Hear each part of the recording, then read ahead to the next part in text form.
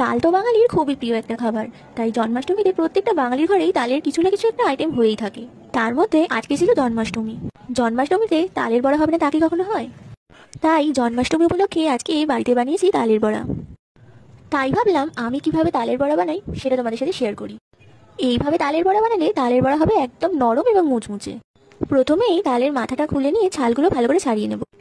তারপর ভেতরে তালের শাঁসটা বার করে নিয়ে ঝাঁঝরি বা ছোলার সাহায্যে ভালো করে তালটাকে চুলে নিতে হবে। এর ফলে তালের পাল্পটা বেরিয়ে আসবে। এরপর তালের পাল্পটা একটা বাটির মধ্যে ঢেলে নিয়েছি। এরপর এর মধ্যে কিছু ইনগ্রিডিয়েন্টস মেশাতে হবে। প্রথমেই দিয়ে দিয়েছি সুজি, তারপর দিয়েছি পরিমাণ মতো ময়দা, আর তারপর দিয়েছি নারকেল গুঁড়ো, পর দিয়ে দিয়েছি চিনি। আপনারা চাইলে চিনিটা গুঁড়োও দিতে পারেন, আমার যেহেতু চিনি গুঁড়ো ছিল না আমি গোটা চিনি দিয়েছি এখানে। 1 ঘন্টা মতো রেখে দেওয়ার পর এর মধ্যে দিয়ে দিয়েছি মৌরি, দিয়ে ভালো করে ফেটিয়ে নেব। এরপর কড়ায় সাদা তেল গরম করে এক এক করে বড়ার মতো দিয়ে দেবো।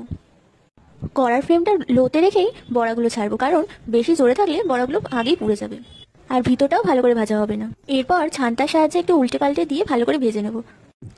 ভাজা হয়ে গেলে তেলটা ছেঁকে তুলে নেব। ব্যাস তৈরি হয়ে গেল নরম ও মুচমুচে তালের বড়া।